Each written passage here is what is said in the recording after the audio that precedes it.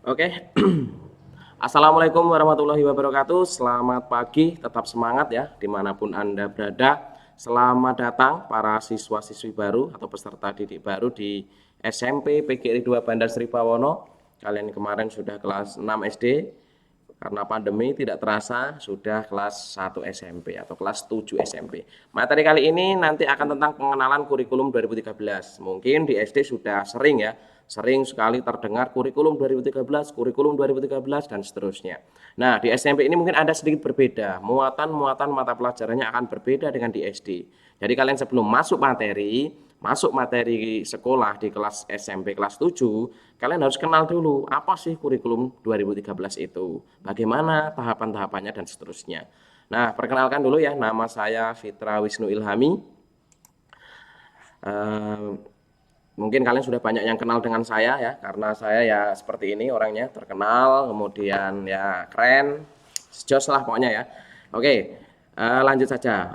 Materi pada pagi hari ini itu adalah hari terakhir untuk MPLS, masa pengenalan lingkungan sekolah. Kalian tetap tetap online, yaitu materi tentang pengenalan kurikulum 2013. Dalam materi pengenalan kurikulum, sebelum masuk lebih lanjut lagi, yaitu kita akan memahami dulu visi. Visi itu tujuan utama. Setelah lulus SMP PGRI itu apa yang harus dimiliki. Nah, inilah namanya visi, yaitu terwujudnya sekolah yang unggul, berakhlak mulia dan berprestasi berdasarkan imtak atau iman dan takwa. Jadi kalian nanti juga mendapatkan pembentukan karakter ekstrakurikuler, bahkan sampai lomba-lomba juga akan diikutkan. Jadi tetap semangat, harus bisa mencapai visi. Nah, kemudian yang selanjutnya adalah misi. Misi SMP PGRI ini adalah rincian. Kami bagi di sini menjadi 6 tahap. Jadi ini adalah 6 tahap untuk mencapai visi. Visi tadi yang tujuan utama tadi yang sudah saya jelaskan. Inilah 6 tahapannya. Nanti kalian catat ya ini. Nah, 6 tahapannya ini nanti harus diberikan kepada anak kelas 7, kelas 8 dan kelas 9. Sehingga setelah lulus visinya akan tercapai. Ya, seperti itu gambarannya. Nah, sekarang mengenai kurikulum. Apa itu kurikulum 2013? Kurikulum 2013 merupakan sebuah pembelajaran yang menekankan pada aspek perubahan perilaku. Dari yang tadinya tidak bisa menjadi bisa. Dari yang tadinya tidak tahu menjadi tahu. Itu ada perubahan.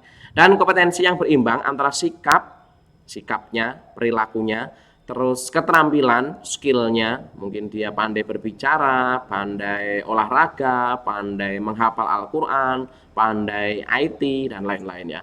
Dan pengetahuan itu ya mungkin pengetahuan dalam pelajaran, matematika, bahasa Inggris, bahasa Indonesia, dan seterusnya. Di samping cara pembelajaran yang holistik dan menyenangkan.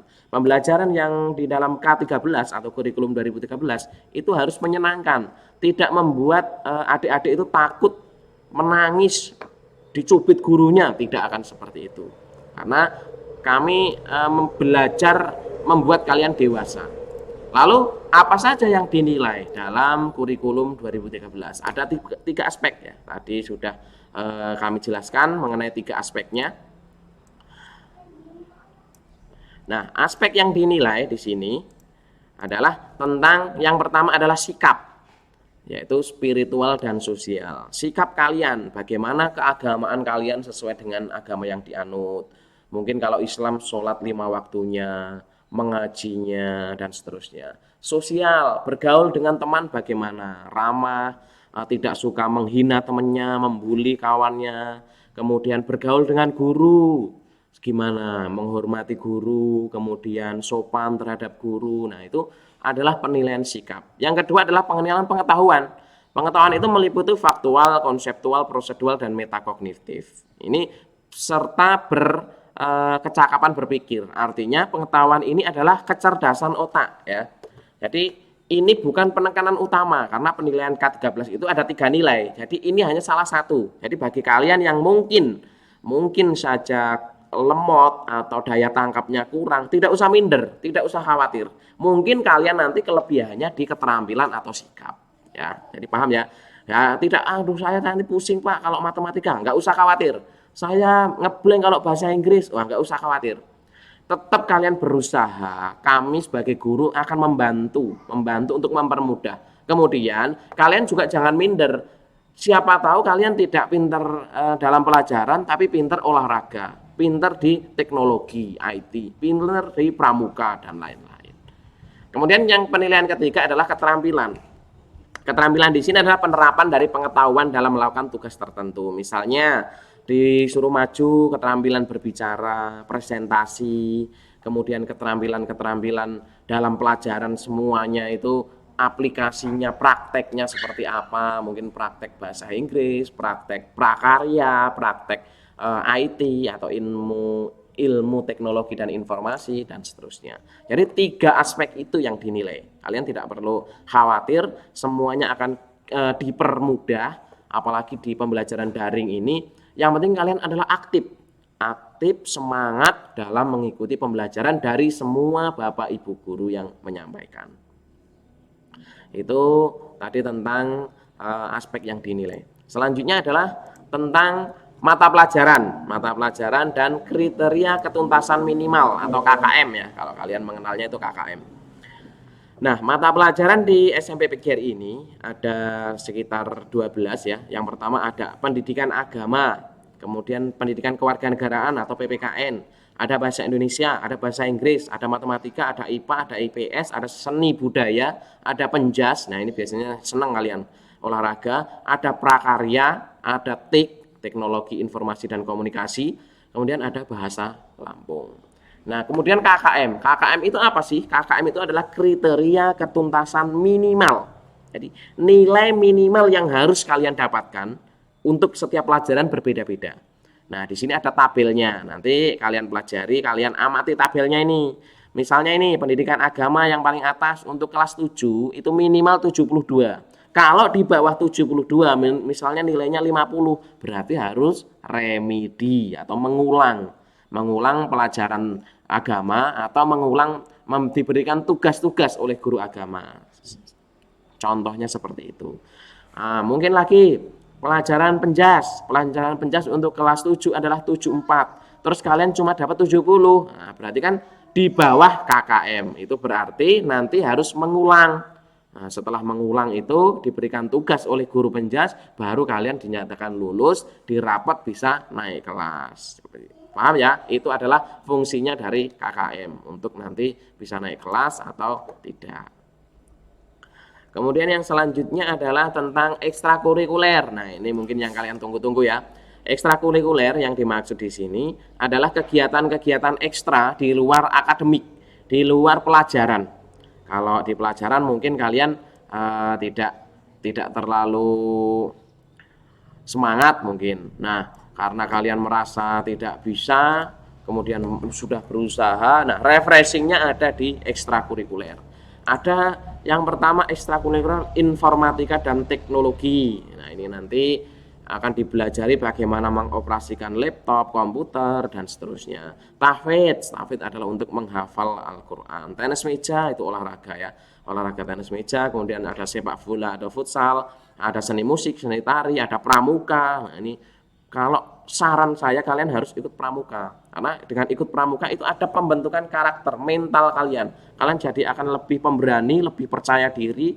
Kemudian mental kalian nggak mudah down.